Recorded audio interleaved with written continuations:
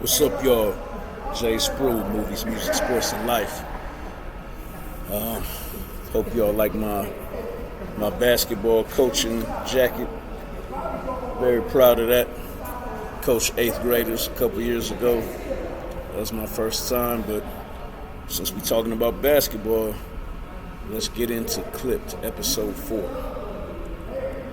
This was the best episode by far, and it was kind of unpredictable. Like, I really didn't see this coming. I really didn't see a flashback coming, and I also did not expect them to use the flashback so well. The young brother who they got to play a young Doc Rivers, he looked exactly like him. And it starts off, he has on his LA Clippers warm-up jacket similar to my coaching jacket with Clippers here and Rivers on the back of it.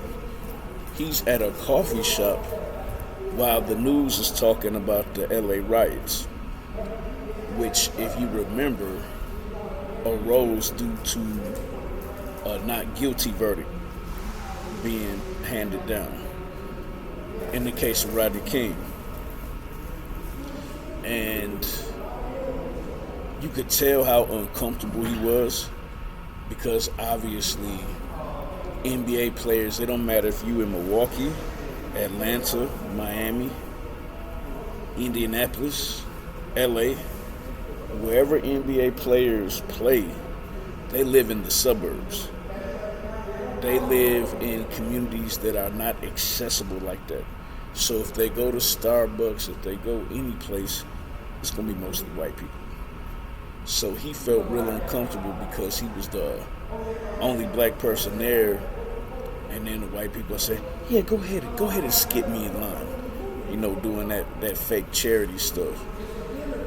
So then when he goes home, it's even worse, because his wife says something about tearing down their own community, which is just a classic talking point when we demonstrate that we're upset with injustice. You know, it's almost like, I guess since we only supposed to be 3/5 of a human being, if you do injustice to us, we just supposed to go home and fold our arms and stand in the corner like a kid and just stew and steam. They don't respect us enough to allow for the humanity of being upset. And then when we tear stuff down, they say, see, told you so. And will completely ignore the fact that we are tearing down property when you just took a life. So you ignore the fact that you took a life, a human life, and you excuse that. But you can't excuse us breaking windows, burning up some buildings. At any rate, he kind of jumps all over his wife when she says that. And then his dad checks him. So if you don't know, Doc Rivers grew up in Chicago, so they didn't indicate if he was just visiting from Chicago or if he lives in the home with his grandkids and his daughter-in-law and Doc Rivers. But he said, so you get a little taste of what injustice is like, and then you come home as Malcolm X and you attacking your wife. And what his dad was saying, he was not being a coon or a sellout. He was just giving it to him real.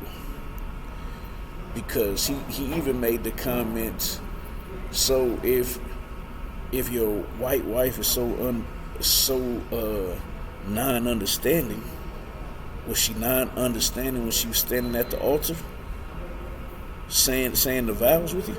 So he basically saying, if you so pro-black and you got such a problem with your white wife not being able to understand why we are looting and rioting, then why did you marry her in the first place? Basically saying you could have married a black woman and then you wouldn't have this issue, but you chose to marry a white woman, so deal with it like a responsible person and not like a child. It was kind of cold. So they move on from that and they go to V. Steviano. And I gotta give her, the actress, a lot of credit that's playing her, and also the casting people. Because this was the first episode that I noticed that she has the hard bumps here and some hard bumps there. And it kind of stood out to me when I used to see the real person, V. Steviano, because I could tell she was really pretty, but then those hard bumps kind of represents the ugliness of I think the girls are calling it the soft life now, the sugar daddy life. Just the imperfection of that type of lifestyle and the mentality to seek that type of lifestyle. But she looks a lot like Aaliyah, like if Aaliyah had dimples. Like, she's a very beautiful girl. But I'm beginning to respect her a little bit more because she was working some type of food truck catering to the stars. And I guess it was like on one of the lots where the actors take their breaks and stuff. And she was going through it with some health insurance stuff with her mom. And then the woman who we come later on to find out becomes her best friend, she invites her. I forgot her name. She's basically supposed to represent downtown Julie Brown. Basically a pretty girl who became a video disc jockey. And so she basically says, come to this party tonight. You're not going to get ahead just through hard work. You gotta network / sleep your way to the top. So at least give her credit. She didn't sugarcoat it. And when she goes to pick her up, she says, I thought you were picking me up. You didn't say a party bus was picking me up. She said, this is an exclusive party. You can only get to this bus. You can only get to this party, by a party bus. This is invite only, and I invited you. And so when they get to the party, they have to put on the masquerade mask. And if you ever seen a movie with Tom Cruise called Vanilla Skies, and I think there was another one called Eyes Wide Shut, it's basically showing you like these Illuminati parties of the rich and famous. And yeah, there's music and there's drugs, but then people just randomly start having sex. One thing I respect about V. Staviano, she immediately got uncomfortable when she saw that. And she tried to go off to the side by herself to avoid that. And then some rich white man came and saw her, was intrigued by the fact that she didn't want to join in and all that. And she started kind of spilling her heart over to him. And it ended up being a situation where he liked her for that, gave her a car service ride home, gave her some type of gift, and then they just kind of leave it up to your imagination that was her first sugar daddy before Donald Sterling, the owner of the Clippers. But even with that, he kind of told her, I want you to rub my feet. And she kind of has a very unique ability to attract these men that don't even want sex. They just want your companionship. And that was on display again. So then they kind of closed the episode out with a long focus on Elgin Baylor. Elgin Baylor was a great player for the LA Lakers. He was small forward, very athletic, wore number 22, averaged like just under 28 points a game.